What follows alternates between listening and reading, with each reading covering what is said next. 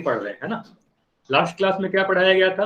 अगर last class की बात याद दिलाओ तो आप सभी को पता है पेरीमीटर और क्षेत्रफल की बात की गई थी।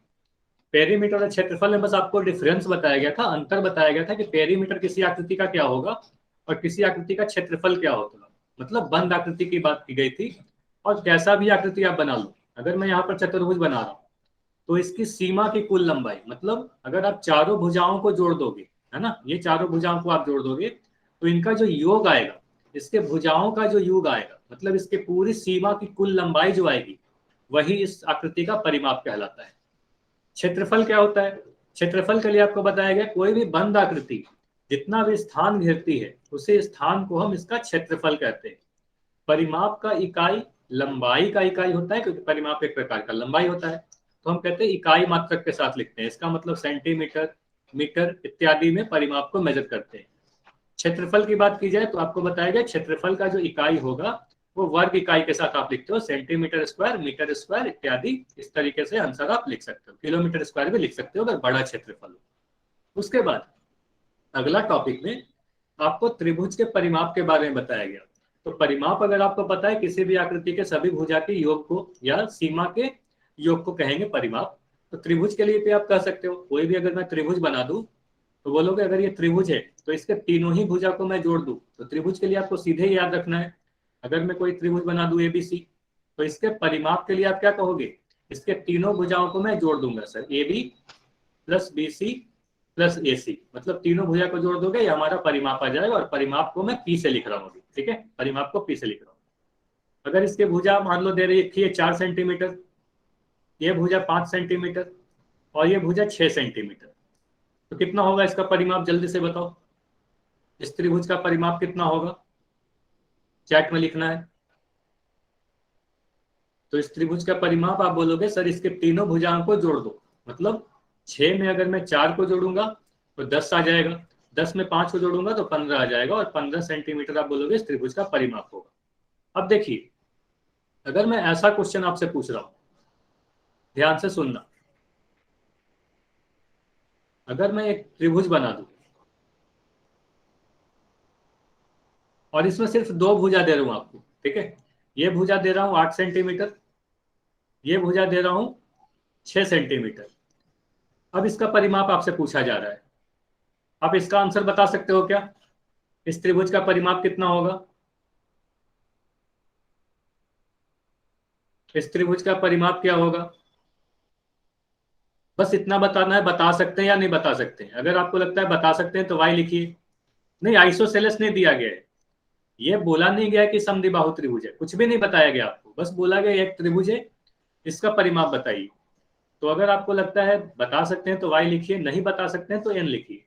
हाँ, तो आप कहोगे सर अगर मैं इसकी परिमाप ज्ञात करना चाहता हूं तो इसके तीनों ही भुजा को जोड़ना पड़ेगा, जबकि इस भुजा की लंबाई हमें नहीं दे रखी है। तो अगर नहीं दे रखी है तो हम इसका परिमाप ज्ञात नहीं कर सकते, मतलब तीनों भुजा पता होना चाहिए। तो पहला चीज आपको क्या बोला गया?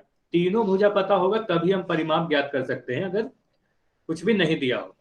उसके बाद ध्यान से सुनना, अब मैं आपसे बोल रहा हूं कि लेकिन अगर आपको बोला जाए, ध्यान से सुनना, काफी इंपॉर्टेंट चीज है ये, अगर एक समकोण त्रिभुज बना दिया जाए, यह क्या है? एक समकोण त्रिभुज दिया गया, राइट एंगल ट्रायंगल दिया गया एबीसी। अब इसमें मैं कह रहा हूं एक भुजा 3 सेंटीमीटर है, यह भुजा 4 सेंटीमीटर है। अब इसका परिमाप आप बता सकते हो या नहीं बता सकते हो? बस वाई या एन में बताना है, आंसर नहीं बताना है, बस ये बताना है कि आप ज्ञात कर सकते हो या नहीं ज्ञात कर सकते, वाई या एन। अगर आपको लगता है निकाला जा सकता है तो वाई लिखिए। हाँ, अब सभी के आंसर सही है, तो क्या करेंगे? परिमाप क्या होगा? आप बोलोगे सर अगर इसका परिमाप पूछा जाए तो मैं एसी का मान ज्ञात कर लूंगा, जो कर्ण होता है ना। यहाँ पर आप क्या करोगे? पाइथागोरस थ्योरम से इस वाले भुजा एसी की लंबाई को आप पहले ज्ञात करोगे, निकालोगे, जो आप सोल्व करोगे तो आपका आ जाएगा 5 सेंटीमीटर। अभी कैसे आएगा वो नहीं बताया जा रहा है, बस आपको याद दिलाया जा रहा है। अगर सोल्व करोगे तो 5 सेंटीमीटर आएगा। इसके बाद आपसे परिमाप ज्ञात करने के लिए बोला जाएगा, तो आप बोलोगे सर 3 सेंटीमीटर प्लस 4 सेंटीमीटर 7 हो गया, 7 में 5 जोड़ेंगे तो 12 सेंटीमीटर इसका परिमाप आएगा। इतना क्लियर है सभी को कि अगर समकोण त्रिभुज दिया गया तो 2 भुजा देने के बावजूद मैं तीसरी भुजा को ज्ञात करूंगा और उसके बाद मैं परिमाप निकालूंगा, ठीक है। तो चलिए, इसी पे आधारित एक क्वेश्चन है जो रिकॉल क्वेश्चन है आपका, है ना। तो आंसर आपको पोल सेक्शन में देना है, इसको ट्राई कीजिएगा। चलिए, तो पहला क्वेश्चन है जिसमें आपको एक समकोण त्रिभुज दिखाया गया है और दो भुजा दी गई है ना, और आपसे इस त्रिभुज का परिमाप पूछा जा रहा है। तो सॉल्व कीजिए पहले, उसके बाद ट्राई कीजिए, आंसर कीजिए।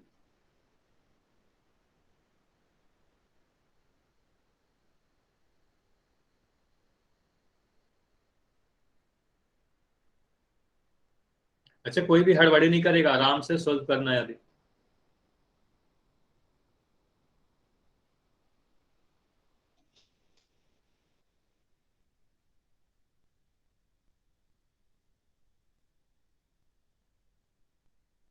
देखो, ये एक समकोण त्रिभुज है, क्यों? क्योंकि बी पे देखो 90 डिग्री का सिंबल बनाया हुआ है। तो एबीसी अगर एक समकोण त्रिभुज है, उसके बाद आपसे बोला जा रहा है कि यह त्रिभुज का परिमाप आपको बताना है, तो आप कैसे सोल्व करोगे इसको?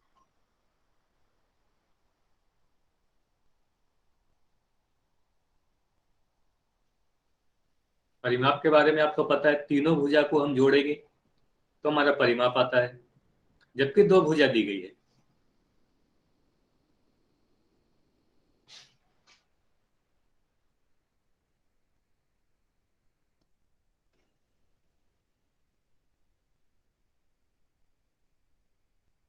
देखो, जितने बच्चे हो सभी लोग ट्राई किया करो, पोल सेक्शन में आंसर सभी को देना है।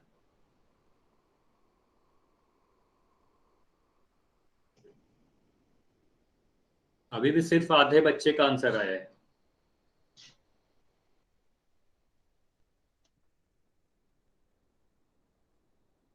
15 सेकंड और रुकेंगे, ठीक है? 15 सेकंड में पोल को एंड करके इस क्वेश्चन को डिस्कस किया जाएगा।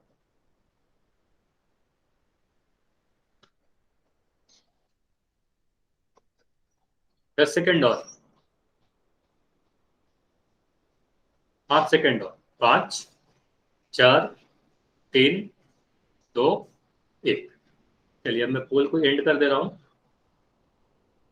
और देखो, आपका चैट सेक्शन अब ओपन है, अब चैट में आप लिख सकते हो, लेकिन ध्यान से सुनिए, अभी आंसर किसी को नहीं करना है, ठीक है? अब देखो, काफी बच्चों के आंसर गलत आए हैं, ठीक है? काफी बच्चों के आंसर गलत आए हैं, तो ध्यान से सुनिएगा क्या गलती आप लोग की हो, ठीक है? अब देखो, यहाँ पर एक समकोण त्रिभुज दिखाया जा रहा है कि बी क्या है, 90 डिग्री का कोण है ना, यहाँ पर 90 डिग्री का कोण बना हुआ दिख रहा है हमें, ठीक। अब 90 डिग्री के सामने वाले भुजा को क्या कहते हैं? एसी को मैं क्या कहूंगा बताओ? एसी भुजा को क्या कहेंगे? हाइपोटेन्यूज कहेंगे या कर्ण कहेंगे, है ना? हाइपोटेन्यूज कहेंगे या कर्ण कहेंगे, है ना? एसी को कर्ण कहेंगे 90 डिग्री के सामने वाले भुजा को। अब किसी भी समकोण त्रिभुज में आपको पता है कि एक पाइथागोरस थ्योरम आपको पढ़ाया गया है ना, पाइथागोरस प्रमेय पढ़ाया गया। उसमें क्या होता है, आपको यह बताया गया था किसी भी राइट एंगल ट्राइंगल यानी समकोण त्रिभुज में कर्ण का जो वर्ग होता है वो लंब के वर्ग प्लस आधार के वर्ग, मतलब लंब और आधार के वर्ग के योग के बराबर होता है ना। ये पाइथागोरस प्रमेय सभी को याद है या नहीं याद है बताओ? पढ़ाया गया ना सभी को? कर्ण का वर्ग बराबर लंब का वर्ग प्लस आधार का वर्ग, मतलब हाइपोटेन्यूज स्क्वायर बराबर base square plus perpendicular square. अब देखिए, कर्ण क्या है हमारा? कर्ण आप बोलोगे सर एसी है, तो मैं यहाँ पर लिख दे रहा हूँ एसी का वर्ग। लंब कौन सा है? आप बोलोगे लंब हमें ये वाला दिख रहा है, ए बी भुजा 5, है ना, 5 मीटर। तो मैं यहाँ पर लिख दे रहा हूँ ए बी, ए बी को हम लंब कहते थे। और आधार कौन सा है? बीसी हमारा आधार है, तो मैं यहाँ पर लिख दे रहा हूँ बीसी का वर्ग। इतना क्लियर है सभी को? अब ए बी का मान रख दो, 5 का वर्ग।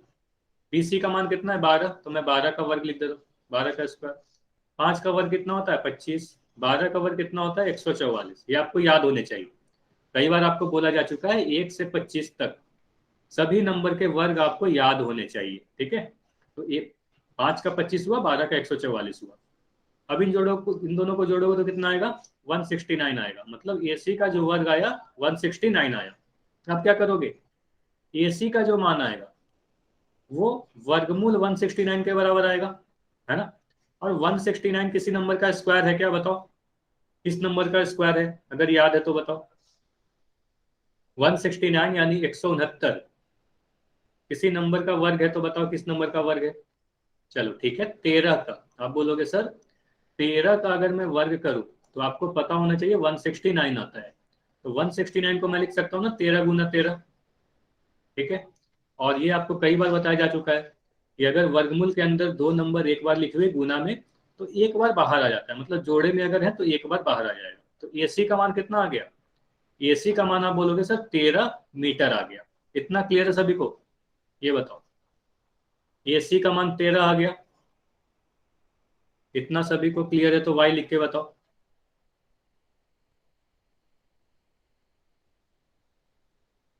ये जो पूरी लंबाई है ये हमें 13 मीटर दिख रही है, ठीक है।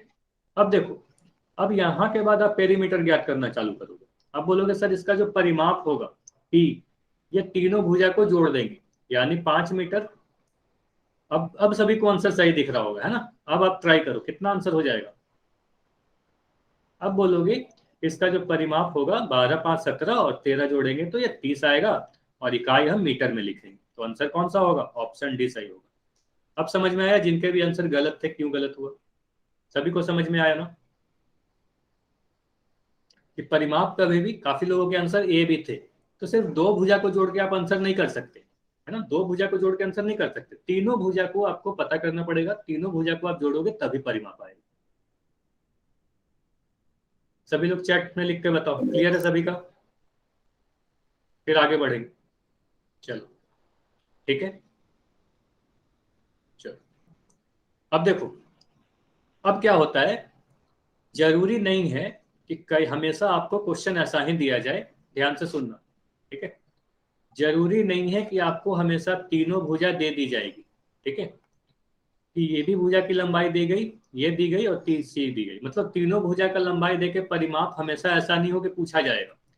कई बार ऐसा भी होगा कि आपको परिमाप दे दिया जाएगा क्वेश्चन में, ध्यान से सुनना, परिमाप क्वेश्चन में दे दिया जाएगा और कोई दो भुजा की लंबाई दे दी जाएगी। मान लो एक भुजा ए दे दी गई और दूसरी भुजा बी दे दी गई, और आपसे पूछा जाएगा कि सी का मान बताइए। तो ऐसा क्वेश्चन को आप कैसे ट्राई करोगे, कैसे सोल्व करोगे। मान लो मैं उदाहरण के तौर पर आपको बता रहा हूँ, जल्दी से इसका आंसर आप लोग ट्राई करो, चैट सेक्शन में ही लिखिएगा। अगर मैं आपसे बोल रहा हूँ कि ये त्रिभुज है जिसका परिमाप, ये त्रिभुज का मैं परिमाप बोल रहा हूँ कि परिमाप जो है 40 को हटा के मैं लिख रहा हूँ, परिमाप जो है वो 20 सेंटीमीटर है ना। यह भुजा हमारा 8 सेंटीमीटर का है, यह भुजा हमारा 6 सेंटीमीटर का है। तो ये बताओ ये भुजा कितनी लंबी होगी,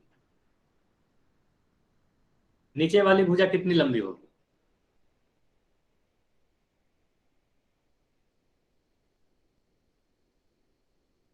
ठीक है, एक आंसर आया है। तो क्वेश्चन आपसे ऐसा भी आ सकता है कि परिमाप दे दिया जाए और आपसे दो भुजा की लंबाई देके तीसरी भुजा की लंबाई आपसे पूछ ली जाए, तो आप क्या करोगे, सर इसका जो परिमाप होगा, आप बोलोगे sir A B plus B C plus A C, तीनों भुजा को योग को हम परिमाप करते हैं और ये 20 सेंटीमीटर के बराबर है। यहाँ पर ए बी का मान मुझे दिख रहा है 8 सेंटीमीटर, 8 लिख दिया। बी सी का मान नहीं पता तो बी सी लिख दोगे। ए सी का मान आपको पता है 6 सेंटीमीटर तो 6 लिख दिया, और 20 सेंटीमीटर यहाँ से आप सोल्व करोगे तो बी सी का मान आपका आएगा 20 माइनस 8 और 6 को जोड़ा तो 14 आ जाएगा, जो इस तरफ आके सब्ट्रैक्ट हो जाएगा और यहाँ से आंसर आपका 6 सेंटीमीटर दिख जाएगा। तो आप बोलोगे बी सी 6 सेंटीमीटर आ जाएगा। इतना समझ में आया सभी को कि दो भुजा देके तीसरी भुजा भी पूछी जा सकती है ना। चलिए, तो ये क्वेश्चन है आपके सामने और इस क्वेश्चन का आंसर आपको चैट सेक्शन में ही देना है, कोई पोल में आंसर नहीं देना है, चैट में ही आंसर देना है।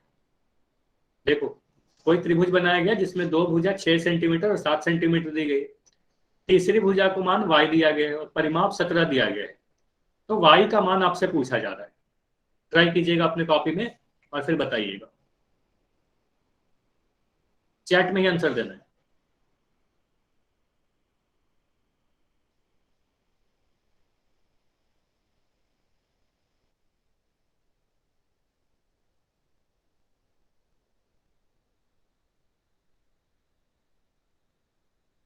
ठीक है, y बराबर आ रहा है आंसर सभी के 4 सेंटीमीटर आ रहा है। वेरी गुड, आप सभी के आंसर बिल्कुल सही है। देखो, आप कहोगे परिमाप क्या होता है सर, परिमाप तीनों भुजा की लंबाई होती है।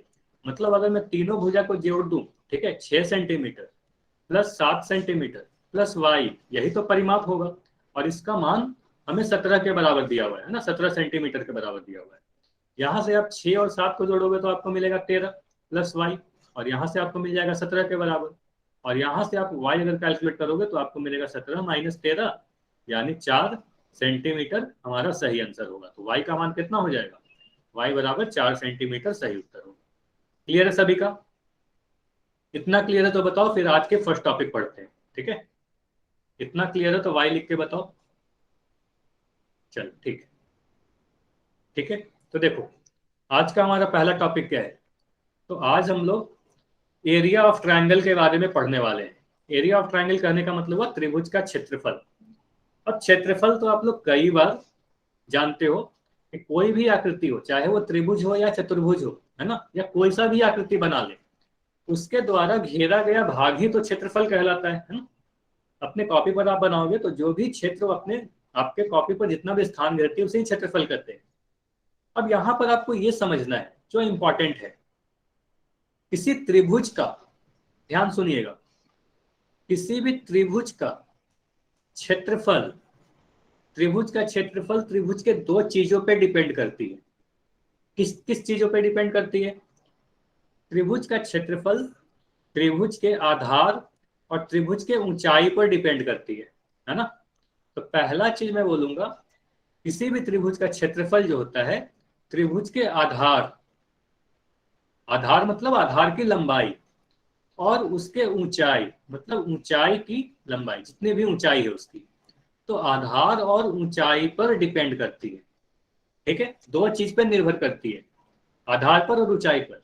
मतलब अगर आधार बदल दे तो उसका क्षेत्रफल बदल जाएगा, ऊंचाई बदल दे क्षेत्रफल बदल जाएगा। तो क्षेत्रफल किन दो बातों पर डिपेंड करती है, आधार और ऊंचाई। आधार को हम बेस कहेंगे, जिसे मैं बार बार बी लिखूंगा। ऊंचाई को हाइट कहते हैं, और जिसे मैं बार बार एच लिखूंगा। इतना क्लियर है सभी को? त्रिभुज का क्षेत्रफल दो चीजों पर डिपेंड करेगा, त्रिभुज का आधार पर और त्रिभुज के ऊंचाई पर। इतना क्लियर है ना? अब आगे बढ़ते हैं कि त्रिभुज का आधार क्या होता है, त्रिभुज का ऊंचाई क्या होता है ना, इनके बारे में देखते हैं। देखो अभी के लिए, आगे और डिटेल में पढ़ेंगे, लेकिन अभी के लिए मान के चलो, अगर मैं बीसी, जो सबसे नीचे आपको जो भुजा दिख रही है ना, बीसी, अगर मैं बीसी को बोलूं कि यह त्रिभुज का आधार है ना, बीसी को मैं कह रहा हूं यह हमारा त्रिभुज का आधार है। देखो मैं इसे थोड़ा मोटा बना दे रहा हूं, ठीक है, ताकि आपको सही से दिख पाए। तो बीसी क्या है, हमारा इस त्रिभुज का आधार है। ठीक है, जो नीचे की तरफ आपको जो भुजा दिख रही है, तो ये हमारा बीसी आधार हो गया। तो बीसी आधार के लिए ध्यान से सुनिएगा, बीसी आधार के लिए ऊंचाई क्या होगा, तो बीसी के सामने जो शीर्ष है ना, तो बीसी के सामने कौन सा शीर्ष है, चैट में लिख के बताओ जल्दी से। तो बीसी भुजा के सामने कौन सा शीर्ष है, शीर्ष ए है ना। बीसी के सामने शीर्ष ए है। मतलब अगर कोई भी मैं त्रिभुज बना देता हूं, ध्यान से देखिएगा, अगर मैं पी क्यू आर बना रहा हूं, है ना, तो आप बोलोगे सर पी क्यू भुजा के सामने शीर्ष आर है, क्यू आर भुजा के सामने का शीर्ष पी है, और पी आर भुजा के सामने का शीर्ष क्यू है ना। सामने का शीर्ष आपको समझ में आता है, सम्मुख शीर्ष, अपोजिट वर्टेक्स, है ना। तो यहां पर अगर मैं कह रहा हूं बीसी आधार है, तो बीसी के सामने कौन सा शीर्ष है, ए है ना, ए है। ए से बीसी पर एक लंब डालना है आपको, है ना। लंब का मतलब क्या हुआ, अगर मैं इस बिंदु से ये ए बी पर अगर मैं लंब डालना चाहूं, तो आप ऐसा एक लाइन बनाओगे जो 90 डिग्री का कोण बनेगा, है ना। 90 डिग्री का कोण बनाना चाहिए। तो हम कहेंगे पी क्यू जो है, पी क्यू लंब है ए बी पर, है ना। ये चीज पढ़ाया गया था ना आपको, पी क्यू ए बी पर लंब है, तो पी क्यू को आप लंब डालोगे ए बी पर। इसी तरीके से मैं आपको बता रहा हूं कि बीसी आधार पर ए वर्टेक्स से एक लंब डालेंगे, यानी परपेंडिकुलर डालेंगे। ठीक है, तो ये हमारा क्या हुआ, और इसको मैं नाम दे दे रहा हूं ए डी, है ना। इस बिंदु को नाम दे रहा हूं ए डी।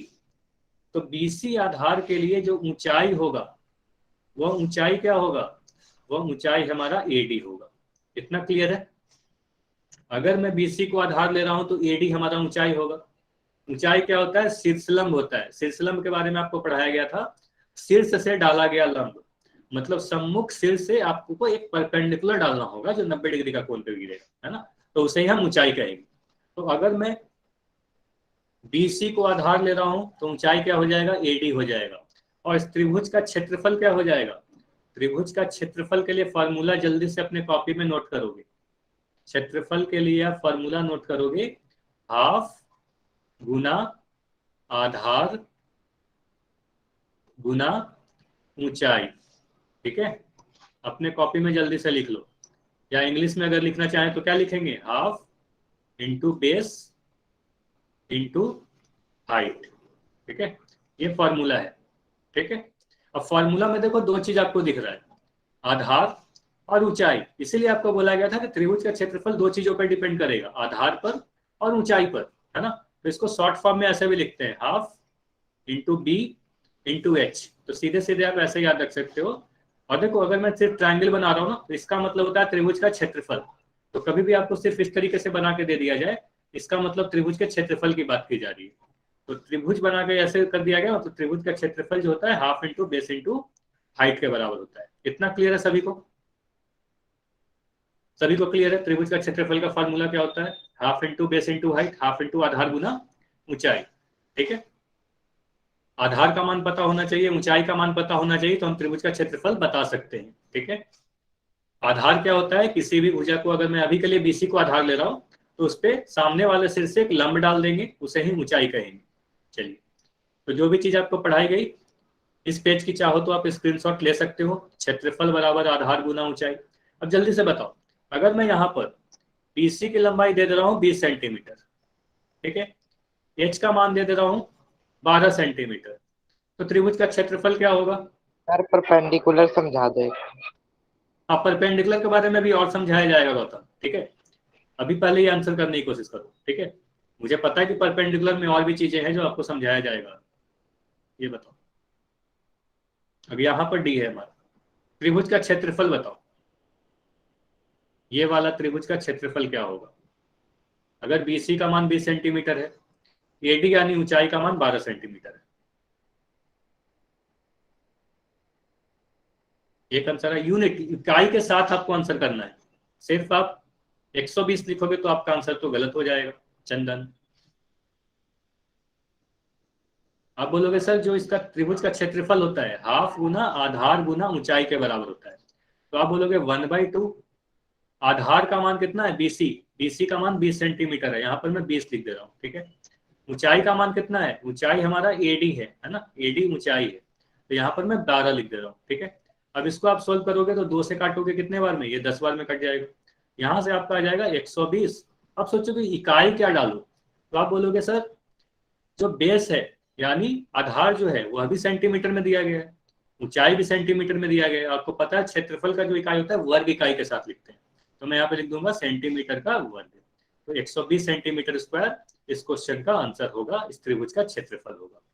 क्लियर है सभी को? इतना इतना क्लियर है क्या सभी को? फिर आगे बढ़ेंगे। ठीक है, ये समझ में आया ना? चलो, अब ध्यान से सुनना। ठीक है, अब देखो, अभी के लिए एक बच्चे का डाउट था, गौतम आपका डाउट था लंब वाला। ठीक है, अब ध्यान से सुनना। अभी के लिए आप क्या किए? अभी के लिए मैं बताया कि एक त्रिभुज अगर बनाया है, तो अभी मैं बोला कि आपको ये जो नीचे की तरफ जो भुजा है, ये जो भुजा है, इसे अभी के लिए आप आधार ले लो, है ना, इसे की आधार ले लो। लेकिन अगर मैं त्रिभुज इस तरीके से बना देता, तो आप बोलोगे सर अगर हमारे पास ऐसा त्रिभुज आ जाए तो क्या करेंगे? कौन सा आधार लोगे? अब यहाँ पर कोई भी भुजा आपको नीचे दिख रहा है क्या? हाँ या ना, ये बताओ। इस वाले त्रिभुज में बोलोगे सर हमें कोई भी नीचे नहीं दिख रहा है, तो कौन सा आधार लेंगे, है ना। तो त्रिभुज तो आप कैसे भी बना सकते हो। अब यहाँ ध्यान से सुनिएगा, तो कोई जरूरी नहीं है कि आधार हमेशा नीचे वाली भुजा ही होती है। अब ध्यान से सुनना, ये सारे चीज काफी इंपॉर्टेंट है, जहां पर आप सभी कंफ्यूज होते हो कई बार। ठीक है, तो ध्यान से सुनना, काफी इंपॉर्टेंट है। तो जरूरी नहीं है कि आधार हमेशा मैं नीचे वाले साइड को ही लूं, नीचे वाले भुजा को लूं, कोई जरूरी नहीं। आप किसे भी आधार ले सकते हो। चलो, अब समझते हैं अच्छे से। मतलब अगर मैं कोई एक त्रिभुज बना रहा हूं,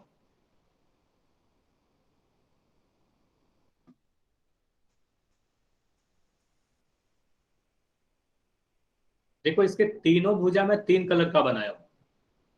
अब इसको मैं नाम दे रहा हूं ABC, A B सी।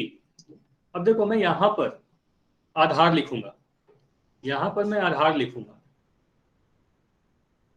और यहां पर मैं ऊंचाई लिखूंगा। अब सारे चीज जो भी लिख रहा हूं अपने कॉपी पर लिखते जाना, ठीक है, काफी इंपॉर्टेंट है, बाद में आपको काफी काम आएंगे।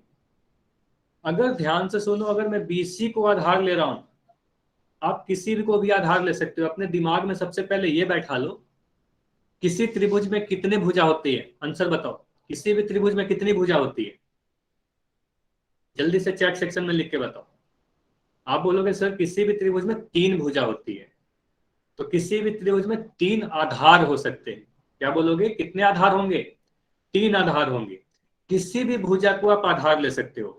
अभी के लिए मैं अगर बीसी को आधार लू, सुनना, अगर मैं बीसी को आधार लू, अगर हम आधार बीसी लिख रहे हैं, तो आधार बीसी के लिए आप सामने वाले शीर्ष से ए से बीसी पर एक परपेंडिकुलर यानी लंब डालोगे, और ये जो लंब जहां पर भी गिरेगा, मतलब अगर मैं मान लो इसका नाम दे रहा हूं डी, है ना, तो एडी क्या हो जाएगा, अगर ये एडी लंब है तो बीसी आधार के लिए एडी ऊंचाई हो जाएगा, ठीक है। आधार बीसी के लिए ऊंचाई हमारा एडी कहलाएगा, समझ में आ रहा है। अगर बीसी आधार है तो एडी एडी ऊंचाई हो जाएगा, इतना क्लियर है, बीसी आधार एडी ऊंचाई, ठीक। अब कहेंगे अगर सर क्या मैं एसी को भी आधार ले सकता हूं क्या, मैं बोलूंगा हाँ, एसी को भी आप आधार ले सकते हो, कोई दिक्कत नहीं है। आप एसी को अगर आधार लोगे, बस बोलूंगा अगर आप एसी को आधार लोगे तो आपका ऊंचाई इस बार एडी नहीं होगा, इस बार एडी ऊंचाई नहीं होगा, ऊंचाई क्या होगा, इस बार ऊंचाई आप कहोगे एडी के एसी के सामने, एसी के सामने कौन सा शीर्ष है बताओ, एसी के सामने शीर्ष बी दिख रहा है ना, एसी भुजा के सामने हमें शीर्ष बी दिख रहा है, तो शीर्ष बी से आपको एक परपेंडिकुलर यानी लंब डालना होगा, ठीक है, एक लंब डालना होगा। और अगर मैं एसी को आधार ले रहा हूं तो यहां पर मैं बी नाम अगर दे दूं तो बी हमारा ऊंचाई हो जाएगा, ठीक है। बी क्या होगा, एसी आधार के लिए बी ऊंचाई होगा, बीसी आधार के लिए एडी ऊंचाई हुआ, एसी आधार के लिए बीई ऊंचाई हो जाएगा। अब जल्दी से इतना से आप लोग ये समझ गए होंगे कि अगर मैं ए बी को आधार लूं तो क्या करूंगा, सी से ए बी पर एक लंब डाल दूंगा, है ना। और अगर मैं एफ नाम दूं, तो मैं अगर आपसे पूछूं, अभी चैट में कोई कुछ नहीं लिखेगा, मुझे बताओ इसके लिए क्या होगा, सी एफ लिखोगे, ए ई लिखोगे, ए डी लिखोगे या बी ई लिखोगे, ये बताओ कौन सा ऊंचाई होगा ए बी आधार के लिए, ये बताओगे। अगर मैं आधार ए बी ले रहा हूं तो ऊंचाई कौन सा लेना पड़ेगा, तब बोलोगे सर अब हमें अगर आधार हमारा ए बी है तो सी एफ हमारा ऊंचाई हो जाएगा, तो बाकी कुछ ऊंचाई नहीं होगा, सिर्फ और सिर्फ हमारा सी एफ ऊंचाई होगा, ठीक है। अब देखो यहां से क्या पता चला, हर आधार के लिए अलग ऊंचाई होता है, मतलब अगर मैं बीसी को आधार ले रहा हूं तो बीसी आधार के लिए एडी ऊंचाई है ना, बीसी आधार के लिए एडी ऊंचाई है। अगर मैं एसी आधार ले रहा हूं तो एसी आधार के लिए बी हमारा ऊंचाई हो जाएगा, और ए बी अगर आधार ले रहे हैं तो उसके लिए सी एफ हमारा ऊंचाई हो जाएगा, ना क्लियर है। अब बोलोगे सर त्रिभुज का क्षेत्रफल क्या लिखेंगे हम फिर, तो अगर मैं कह रहा हूँ त्रिभुज का क्षेत्रफल, जिसे मैं अभी के लिए बस त्रिभुज बना रहा हूँ ना, इसे डेल्टा भी पढ़ते हैं कई बार, डेल्टा मतलब त्रिभुज का क्षेत्रफल, ठीक है, तो मैं त्रिभुज का क्षेत्रफल के लिए त्रिभुज लिख रहा हूँ। तो बोलोगे सर त्रिभुज का क्षेत्रफल का तो फॉर्मूला आपने पढ़ाया कि हाफ इंटू आधार गुना ऊंचाई, है ना, यानी half into base into height. तो बोलोगे सर हम तो ऐसा लिखेंगे, हाफ बेस का मान क्या लिखोगे, अगर मैं आधार बीसी लिख रहा हूं, बीसी लिख रहा हूं तो क्या करोगे, बीसी गुना एडी लिखोगे, है ना, बीसी गुना एडी लिखोगे। उसके बाद आप बोलोगे सर हम ऐसा भी तो लिख सकते हैं, हाफ, अगर मैं आधार एसी ले रहा हूं, अब ध्यान से सुनना, अगर मैं आधार एसी लूं तो ऊंचाई क्या लिखना पड़ेगा, जल्दी से बताओ, एसी गुना क्या लिखना पड़ेगा, हाफ इंटू एसी इंटू कितना लिखना पड़ेगा, अगर आधार एसी ले रहे हैं तो ऊंचाई आपको बी लिखना पड़ेगा, ठीक है, बी लिखना पड़ेगा, आधार गुना ऊंचाई। बोलोगे सर ये भी सही है क्या, तो हाँ ये भी सही है, यह भी सही है। और इस त्रिभुज का क्षेत्रफल क्या होगा, हाफ गुना आधार को अगर मैं, या छोड़ो, अगर मैं ऊंचाई को CF लिख रहा हूं तो बताओ आधार क्या लिखना पड़ेगा। अगर मैं ऊंचाई CF ले लिया, देखो इस बार CF ऊंचाई ले लिया, हाफ गुना आधार छोड़ दिया, ऊंचाई लिख दिया, तो आधार आप क्या डालोगे, बोलोगे अगर मैं CF, बोलोगे सर अगर मैं CF ऊंचाई ले रहा हूं तो CF आधार के लिए, ऊंचाई के लिए आधार हमारा AB हो जाएगा। तो आप यहां पर AB लिखोगे, यहां पर आप AB लिखोगे। तो आप बोलोगे सर त्रिभुज का क्षेत्रफल कौन सा हो जाएगा फिर, तो ये तीनों ही सही है। तो चाहे आप ऐसे करो या ऐसे करो या ऐसे करो, ये डिपेंड करता है कि क्वेश्चन में कौन सा आधार और कौन सा ऊंचाई आपको दिया गया है। क्लियर है सभी का, ये सभी समझ में आया सभी को, इतना सभी बातें समझ में आई कि जैसा आधार लेंगे उसी आधार का करस्पॉन्डिंग हाइट यानी संगत ऊंचाई आपको लेना पड़ेगा। ठीक, अच्छा ये बताओ, ऐसा मैं लिख सकता हूं क्या, इस त्रिभुज का क्षेत्रफल के लिए अगर मैं इस तरीके से लिख दूं, हाफ गुना AB गुना AD, ये सही होगा कि गलत होगा। इस त्रिभुज का क्षेत्रफल जो आपको त्रिभुज बना हुआ दिख रहा है ये सही है तो Y लिखिए, गलत आपको लगता है तो N लिखिए। सोच के बताओगे हाफ गुना AB गुना AD लिखना सही होगा या गलत होगा।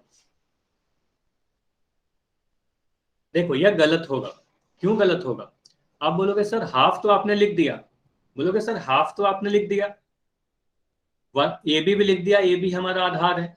अगर आधार AB है तो AB आधार के लिए ऊंचाई क्या है, CF है ना, AD आप नहीं लिख सकते, AD आप नहीं लिख सकते, AD एक ऊंचाई है लेकिन AD ऊंचाई BC आधार के लिए है।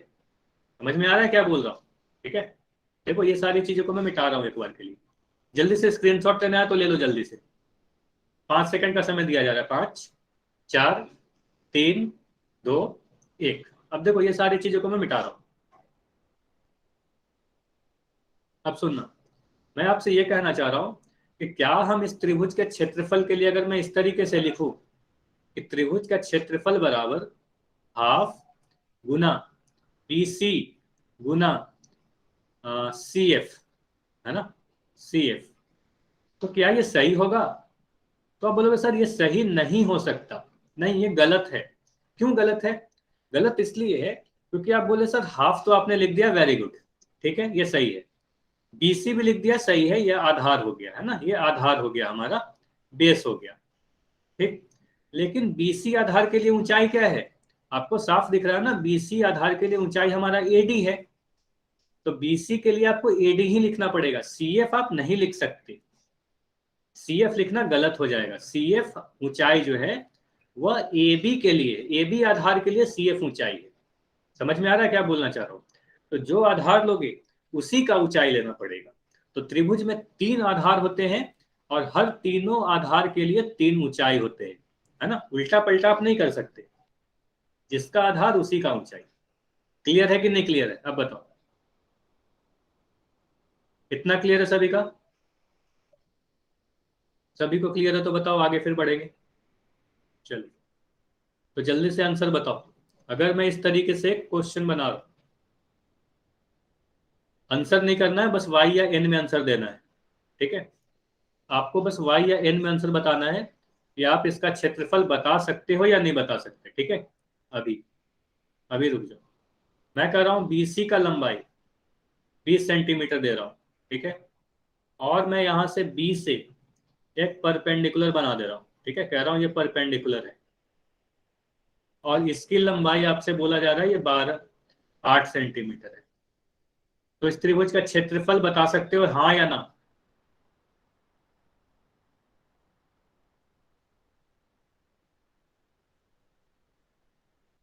Y या N, इस त्रिभुज का क्षेत्रफल बता सकते हैं, चलो वेरी गुड, नहीं बता सकते तो आप बोलोगे सर हम जब त्रिभुज का क्षेत्रफल लिखने जाएंगे तो आप बोलोगे हाफ, BC आप लिखोगे आधार, लेकिन BC आधार के लिए ऊंचाई दिया गया है क्या, तो BC आधार के लिए ऊंचाई नहीं दिया गया है, तो आपको तो ये BE दिया गया है ना, तो BE अगर हम ऊंचाई लेंगे तो हमें AC आधार डालना पड़ेगा जो AC का मान नहीं दिया गया। अगर मैं BC आधार लूं तो हमें A से डाला गया लंब का मान चाहिए, AF का मान चाहिए जो नहीं दिया गया, तो हम कहेंगे अभी के लिए हम इस त्रिभुज का क्षेत्रफल नहीं ज्ञात कर सकते। इतना क्लियर है, तो जो आधार आप ले रहे हो उसी का ऊंचाई दिया रहेगा, तभी आप आंसर कर पाओगे। क्लियर है ना सभी का? आगे बढ़े, चलो अब आगे बढ़ते हैं। अब देखो, दो चीज इंपॉर्टेंट है इसके आगे, दो स्पेशल केस आपको ध्यान रखना है। पहला है समकोण त्रिभुज, ठीक। दूसरा है समबाहु त्रिभुज। अब मैं ये नहीं बता रहा कि समकोण त्रिभुज क्या होता है, समबाहु त्रिभुज क्या होता है। आप सभी को पता है कि ऐसा त्रिभुज जिसमें एक कोण 90 डिग्री का होगा उसे मैं समकोण त्रिभुज कहूंगा। समबाहु त्रिभुज के बारे में लास्ट क्लास में पहले भी कई बार बताया जा चुका है कि ऐसा त्रिभुज जिसके सभी भुजा बराबर हो उसे मैं समबाहु त्रिभुज कहूंगा, ठीक है, इतना सभी को पता है। अब देखो इसमें क्या क्या चीज आपको ध्यान देना है, इंपॉर्टेंट क्या क्या है, जहां से आपके एग्जाम में सीधे सीधे क्वेश्चन बन के आते हैं। समकोण त्रिभुज का क्षेत्रफल कभी भी आपसे पूछा जाए, अब देखो इसको मैं नाम दे रहा हूं एबीसी। अगर मैं बीसी को आधार ले लूं, ध्यान से देखिएगा, बीसी जो आपको बी दिख रहा होगा, बीसी को आधार ले लूं तो ऊंचाई कौन सा होगा, तो बीसी के सामने जो भी शीर्ष है यानी ए से आप लंब डालोगे तो ये जो भुजा दिख रहा है यही हमारा ऊंचाई हो जाएगा। तो अगर मैं बी को, देखो ये सारी चीजों को मैं मिटा रहा हूं, अगर मैं बी को आधार ले लूं तो ये जो भुजा ए है ना यही ऊंचाई हो जाएगा, है ना। तो अगर आधार बी है तो जो अगली भुजा है इस वाले को छोड़ देना है आपको, कर्ण यानी 90 डिग्री के सामने वाला जो भुजा है जिसे मैं हरे कलर से गोल कर रहा हूं, है ना, इस वाले को छोड़ देना है। कर्ण को छोड़कर बाकी किसी को भी आप आधार ले लो, मान लो अगर मैं बी को आधार ले रहा हूं तो ए हमारा ऊंचाई हो जाएगा, ठीक है, ए हमारा ऊंचाई हो जाएगा। चलो इसे मैं एक नेक्स्ट पेज पे बना के सिखा रहा हूं। ये आपका एक राइट एंगल ट्रायंगल है यानी समकोण त्रिभुज है। तो इसके क्षेत्रफल के लिए आप क्या करते हो, अगर मैं यहां पर एबीसी लिख दूं तो इसके क्षेत्रफल के लिए आप क्या कहोगे, समकोण त्रिभुज का क्षेत्रफल बराबर हाफ गुना, आप क्या कहोगे, बीसी को सर मैं आधार ले रहा हूं, बीसी को आप आधार ले रहे हो तो ऊंचाई कौन सा हो जाएगा, ये जो भुजा है वही हमारा ऊंचाई हो जाता है, तो ए भी हो जाता है। तो अगर मैं इसे बी और ए लिख दूं, ठीक है, बी और ए लिख दूं तो आप बोलोगे सीधे सीधे समकोण त्रिभुज की अगर बात की जाएगी तो आप सीधे इन दोनों भुजा को गुना कर दोगे और आंसर कर दोगे, या इसे मैं बी ए लिख दे रहा हूं, ठीक है, बी गुना ए। इतना क्लियर है सभी को? समकोण त्रिभुज में कर्ण को छोड़ दोगे, यानी जो कर्ण की जो लंबाई है इस वाले को आपको छोड़ देना है, बाकी जो भी दो भुजा दे रखी है इन दोनों को गुना करके 2 से भाग दे दोगे, आपका त्रिभुज का क्षेत्रफल आ जाएगा। इतना समझ में आया? त्रिभुज का क्षेत्रफल क्या होगा, half into base into height, यानी अगर बीसी हमारा आधार है तो ऊंचाई ए बी हो जाएगा, ठीक है। तो आपसे क्वेश्चन ऐसे पूछा जाएगा, आपसे बस मैं अगर सीधे सीधे ये बोल दूं कि इस त्रिभुज में यह हमारा 8 सेंटीमीटर है, यह हमारा 15 सेंटीमीटर है, तो इस त्रिभुज का क्षेत्रफल क्या होगा, तो आप बोलोगे सर जो भी कर्ण का लंबाई, मान लो ये भी दिया गया हो, मान लो ये सी है ना, इसकी लंबाई कुछ होगी तो आपको कर्ण छोड़ देना है, ध्यान से रट लीजिए, कर्ण को छोड़ दीजिएगा, बाकी जो भी दो भुजा दिख रहे उन दोनों को आपको गुना कर देना है, 8 गुना 15 और इसमें 1/2 से गुना कर दोगे, हाफ इंटू ए इंटू बी, है ना। तो यहां से आपका आंसर आ जाएगा, ये 4 बार में कटेगा 60 और ये सेंटीमीटर स्क्वायर। कितना क्लियर है सभी का? सभी को समझ में आया? कैसे करोगे आप? तो समकोण त्रिभुज में किसी को भी आधार ले सकते हो, कर्ण को छोड़कर कोई भी भुजा को आधार लो, किसी को भी ऊंचाई ले सकते हो, और इस त्रिभुज का क्षेत्रफल के लिए आप सीधे सीधे क्या करोगे, कर्ण को छोड़ देना है, बार बार यही बोल रहा हूं, कर्ण को छोड़कर बाकी जो भी दो भुजाएं हैं इन दोनों को गुना कीजिएगा और 1/2 से गुना कर दीजिएगा, आपका त्रिभुज का क्षेत्रफल आ जाएगा। क्लियर है? अब देखो समबाहु त्रिभुज की बात करते हैं, अब देखो समबाहु त्रिभुज की बात करते हैं। तो समबाहु त्रिभुज में क्या होता है, समबाहु त्रिभुज में तीनों भुजा बराबर होते हैं, मान लो तीनों भुजा की लंबाई ए दी गई है, तीनों भुजा की लंबाई ए दी गई है, तो किसी को भी आप आधार ले लो, आपको बताएगा ना, किसी को भी आप आधार ले सकते हो। तो अगर किसी को भी मैं किसी एक भुजा को आधार ले रहा हूं, है ना, ए, तो इसका जो ऊंचाई होता है, ऊंचाई के लिए सीधे सीधे आपको फॉर्मूला याद रखना है, √3/2 इंटू ए। मतलब अगर भुजा आपको दी गई है त्रिभुज का 12 सेंटीमीटर, तो ये समबाहु त्रिभुज के लिए सिर्फ ये फॉर्मूला है, सभी त्रिभुजों मत लगा देना, सिर्फ समबाहु त्रिभुज के लिए अगर सभी भुजा बराबर है, आपको दिया गया है क्वेश्चन पेपर में, तभी ये लगाना इसका जो ऊंचाई होगा, ये ऊंचाई कितना होगा, ऊंचाई होगा √3/2 इंटू भुजा, यानी √3/2 इंटू 12, यानी 6√3 सेंटीमीटर। क्लियर है सभी का कि अगर किसी समबाहु त्रिभुज का एक भुजा दिया रहेगा तो आप उसका ऊंचाई बता सकते हो √3/2 into height, sorry √3/2 sir into A. Solve करके बता दो। अच्छा अभी सोल्व करके बता देता हूँ, ठीक है, इस पहले नोट कर लो, ठीक है, फिर सोल्व कहाँ से आए यह भी देख लेते हैं, ठीक है। क्लियर है सभी का? चलो, तो एक खाली पेज पे मैं इसको बता दे रहा हूँ, ठीक है। अब देखो, एक समकोण त्रिभुज बना लेते हैं। अब ध्यान से देखिएगा, वो √3/2 जैसे आपको कह रहा ना कि इस त्रिभुज का जो ऊंचाई है, अगर मान लो भुजा ए है तो इसका त्रिभुज का जो ऊंचाई आएगा √3/2 इंटू ए आएगा। तो ये कहां से आया, तो इसको मैं चलो दिखाता हूं। तो ये हमारा त्रिभुज है एबीसी। तो समकोण त्रिभुज में, सॉरी समबाहु त्रिभुज में, इक्विलेटरल ट्रायंगल में एक प्रॉपर्टी होता है जो आपको ये ध्यान रखना है कि अगर मैं कोई एक लंब डालू, किसी भी भुजा से आप अगर एक लंब डालो तो इसका जो लंब होगा ये सामने वाले भुजा को समद्विभाजित करता है, मतलब बराबर भागों में बांटता है। इसका क्या मतलब हुआ, तीनों भुजा की लंबाई आप कह रहे हो ए है ना, तीनों भुजा की लंबाई, बीसी की लंबाई कितनी है, बीसी की लंबाई ए है। तो अगर मैं बीसी की लंबाई कह रहा हूँ 12 सेंटीमीटर, तो ये जो एडी आया, एडी में ये बीडी 6 सेंटीमीटर हो जाएगा और ये 6 सेंटीमीटर हो जाएगा।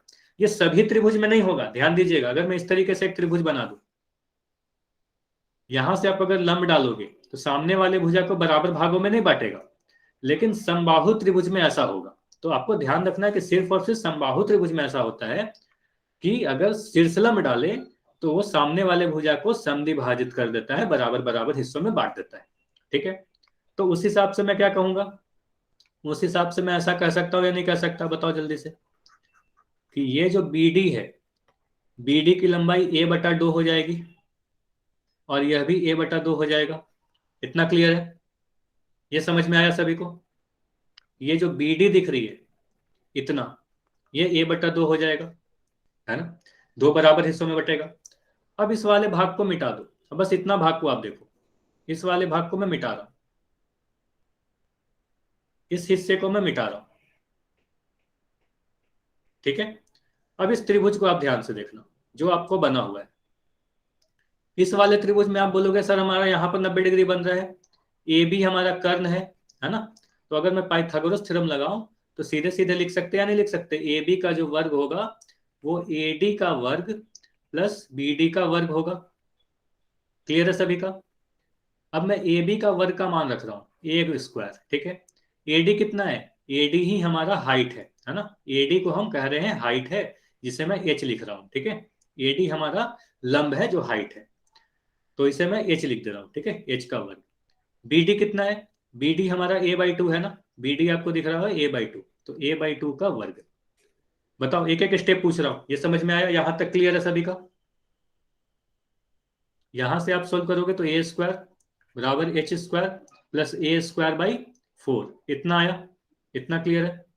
अब मैं क्या करूंगा, ये जो a²/4 है इसको मैं इस तरफ लेके आऊंगा, तो आप बोलोगे सर a² माइनस a²/4 बराबर h² के बराबर आएगा, है ना, h² के बराबर आएगा। यहां से आप अगर सोल्व करोगे तो मैं इसको उल्टा लिख दे सर रहा हूँ, ठीक है। हाँ बताओ। सर सर ये a/2 कहाँ से आया?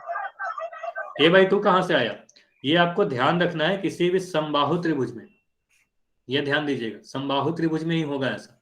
अगर मैं एक समबाहु त्रिभुज बना दूं और यहां से अगर एक लंब डाल दूं, तो ये जो लंब होता है ना सामने वाले भुजा को बराबर हिस्सों में बांटता है। मतलब अगर ये पूरा 10 सेंटीमीटर है तो 5 सेंटीमीटर यह होगा और 5 सेंटीमीटर यह होगा। तो अगर मैं पूरा कह रहा हूं ये ए है, तो ये हमारा a/2 होगा या नहीं होगा, ए का आधा होगा ना। समझ में आया? बताओ गौतम, क्लियर है? तो ए यस। का आधा को a/2 लिख रहा हूं, ठीक है। चलो अब इसको आगे बढ़ते हैं। अब यहां से आप एलसीएम 4 लोगे। अब इसको क्या करोगे, कैसे सोल्व करोगे, ये सोल्व आपको करना आता है a4a² माइनस a², और यहां से आप सोल्व करोगे तो आपका आ जाएगा 3a² बटा 4। अब देखो, मैं बाकी चीजों को इस साइड लिख रहा हूं, अब इधर देखना, अगर मैं कह रहा हूं कि एच स्क्वायर का मान 3a² / 4 आया है हमारा, तो एच का मान कितना होगा, पूरे पे मैं रूट लगा दे रहा हूं, ठीक है, 3a² / 4 वर्गमूल ले लिया। अब क्या करेंगे, 3 के जगह पर तो √3 आ जाएगा, ए स्क्वायर है ना, ए स्क्वायर, अगर मैं ए स्क्वायर पे वर्गमूल लेता हूं तो ये ए आता है, क्योंकि 2 बार ए गुना हुआ है, तो एक बार ए आया। और जो 4 है, वर्गमूल 4 का मान कितना होता है, वर्गमूल 4 का मान 2 होता है, तो यहां से मैं कहूंगा √3/2a आया। तो ये जो हाइट आया √3/2a आया। इतना क्लियर है कैसे आया?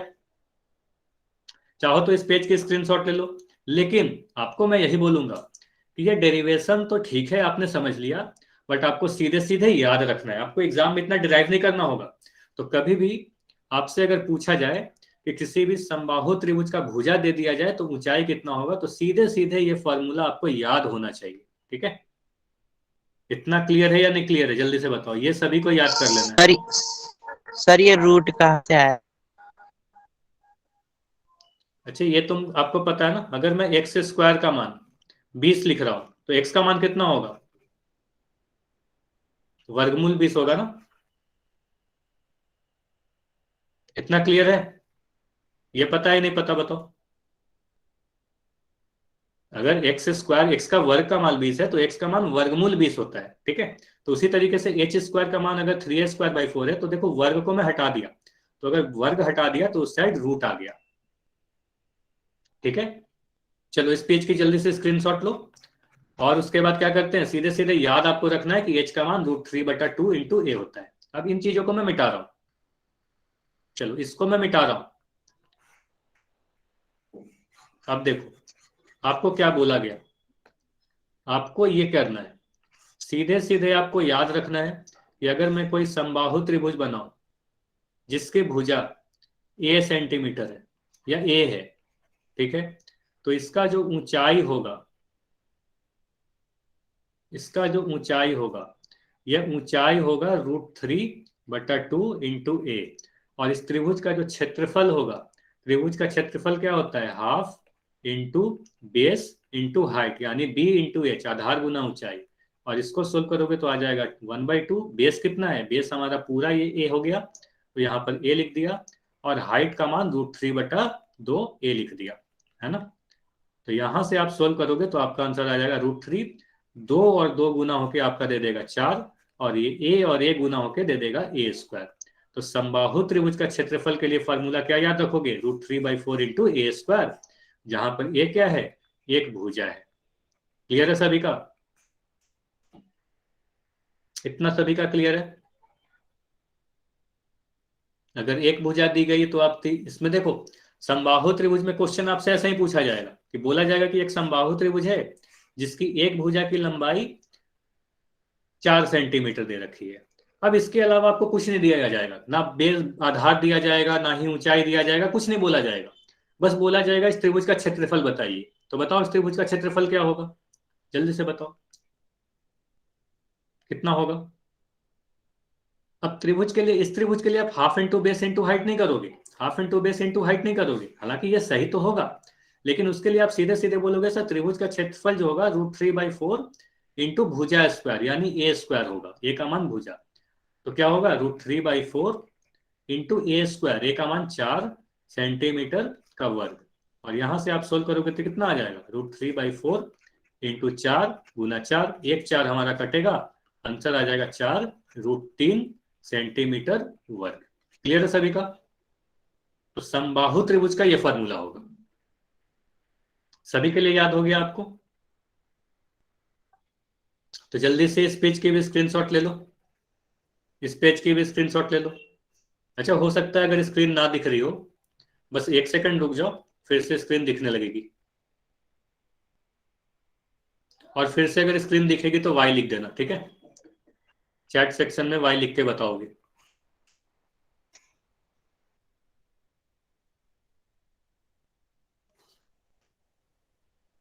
ठीक है, अब स्क्रीन दिख रही है। चलो 5 सेकंड का समय है, जल्दी से स्क्रीनशॉट ले लो। 5 4 3 2 1। अब देखो जो भी चीज अभी आपको पढ़ाया गया उसका समरी करके यहां बताया गया। एक बार समझा दे रहा हूं कोई भी समकोण त्रिभुज आपको बनाया जाए, मतलब अगर 90 डिग्री एक भुजा है, सॉरी एक कोण है, तो इसमें जब भी आपसे क्षेत्रफल पूछा जाएगा तो आप क्या करोगे, इस विकर्ण को, सॉरी इस कर्ण को छोड़ दोगे, यानी हाइपोटेन्यूज को छोड़ दोगे, बाकी जो भी दो भुजा है इन दोनों को गुना कर दोगे और 1/2 कर दोगे उसका, ठीक है, तो सीधे सीधे आपका क्षेत्रफल आ जाएगा। समबाहु त्रिभुज की बात की जाए तो समबाहु त्रिभुज के तीनों भुजा अगर ये दी गई है ना, आपको सिर्फ बोला जाएगा एक भुजा 5 सेंटीमीटर है और ये समबाहु त्रिभुज है, तो समझ जाओगे सभी भुजा 5 सेंटीमीटर है। और इसके फॉर्मूला के लिए आप लिखोगे √3/4 इंटू ए स्क्वायर, यानी भुजा स्क्वायर। चलिए इतना क्लियर है तो वाई लिखो, फिर पोल सेक्शन में आपसे क्वेश्चन पूछा जाएगा। इतना सारी चीज अगर क्लियर है जल्दी से स्क्रीनशॉट लो और वाई लिख कर बताओ। चलो ठीक है, तो पहला क्वेश्चन रहा आपके स्क्रीन पर। तो एक त्रिभुज के बारे में आपसे पूछा जा रहा है जिसके बेस यानी बी का मान 5 सेंटीमीटर, एच का मान 10 सेंटीमीटर दिया गया है और आपसे इस त्रिभुज का क्षेत्रफल पूछा जा रहा है। तो अभी मैं चैट सेक्शन को बंद कर दे रहा हूं, पोल सेक्शन में क्वेश्चन आपको दिखेगा, क्वेश्चन नंबर 13। जल्दी से आंसर कीजिए, काफी आसान क्वेश्चन है ये वाला।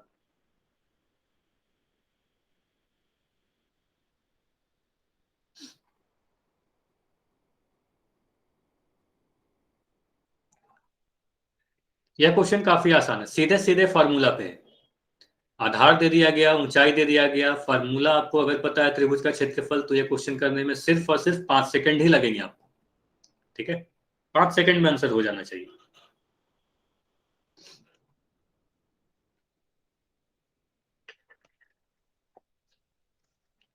अच्छा, सिर्फ 6 आंसर आए हैं अब तक, सिर्फ 6 बच्चे हैं क्या यहाँ? जितने बच्चे हो सभी लोग आंसर करो, मुझे ये पता चल जाता है कि कितने आंसर आए हैं, किसने आंसर दिया, किसने आंसर नहीं दिया।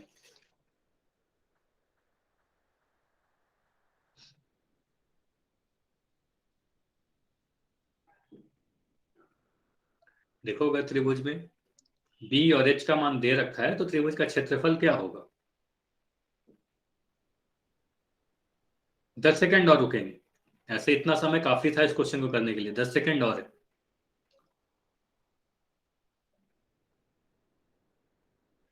5 सेकंड और,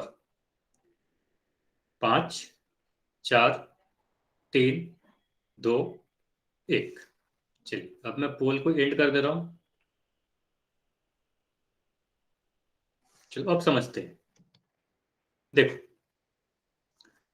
सीधे सीधे आपको पता है किसी भी त्रिभुज का क्षेत्रफल का फॉर्मूला क्या होता है। त्रिभुज का क्षेत्रफल का फॉर्मूला होता है हाफ गुना आधार गुना ऊंचाई, है ना, half into base into height, यानी half into base into height, B into H, है ना। अब फॉर्मूला में डाल दो, हाफ बेस का मान यहाँ पर दे रखा है 5, तो यहाँ पर 5 रख दिया, हाइट का मान दे रखा है यहाँ पे 10, तो 10 रख दिया। अब देखो ये की चीज ये भी समझ सकते हो कि सेंटीमीटर स्क्वायर क्यों आता है, क्योंकि यहाँ पर भी सेंटीमीटर होगा, यह भी सेंटीमीटर होगा, है ना, सेंटीमीटर से सेंटीमीटर गुना हो जाता है, तो 2 से कटा हमारा ये 5 बार में, तो हमारा आया 5 गुना 5 यानी 25 सेंटीमीटर स्क्वायर, वर्ग सेंटीमीटर। तो आंसर क्या होगा, ऑप्शन बी सही आंसर होगा। क्लियर है सभी का, इतना क्लियर है? क्लियर है तो वाई लिखो, कोई डाउट है तो पूछ सकते हो, ठीक है, यह क्वेश्चन काफी आसान था। अब देखो समझने की बात यह है कि क्या हमेशा ऐसा ही होगा कि आपको बेस यानी आधार और ऊंचाई का मान देके आपको त्रिभुज का क्षेत्रफल पूछा जाए? नहीं, देखो फॉर्मूला क्या है, त्रिभुज का क्षेत्रफल बराबर half into base into height. मतलब कई बार ऐसा भी हो सकता है कि आपको आधार का मान दे दिया जाए, त्रिभुज का क्षेत्रफल दे दिया जाए और आपसे ऊंचाई पूछ ली जाए, है ना, तो आप यही वाला फॉर्मूला यूज करोगे, त्रिभुज का क्षेत्रफल का मान डालोगे, आधार का मान डालोगे और हाइट यहां से निकाल लोगे। या कई बार ऐसा भी हो सकता है कि अगर त्रिभुज का फॉर्मूला ये लिख रहे हैं half into base into height, तो आपसे हाइट दे दिया जाए, आपको त्रिभुज का क्षेत्रफल दे दिया जाए और आपसे बोला जाएगा कि आधार का मान बताइए, है ना, तो कैसा भी क्वेश्चन आ सकता है, ठीक है, तो आपको तैयार रहना है। अब देखो वही क्वेश्चन है यहाँ पर एक ब्रेड दिखाया गया है और ब्रेड क्या है, एक त्रिभुजाकार है, त्रिभुजाकार ब्रेड है और यहाँ पर आधार 3 सेंटीमीटर दी गई है, क्षेत्रफल 6 सेंटीमीटर स्क्वायर दिया गया है, तो आपसे इस त्रिभुज का ऊंचाई यानी ये वाला लंबाई पूछा जा रहा है और ये आधार दी गई है 3 सेंटीमीटर, है ना। और आपको पता है कि यहाँ पर जो कोण बनेगा यह 90 डिग्री का कोण बनेगा। चलिए अब ट्राई कीजिए।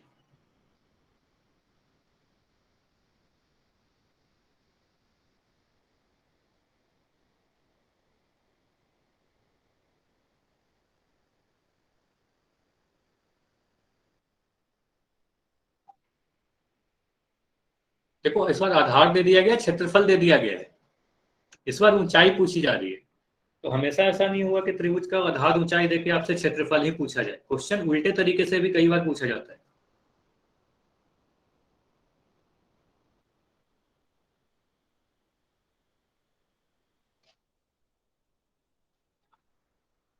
अच्छा बस इस क्वेश्चन को करके होमवर्क नोट करेंगे, ठीक है।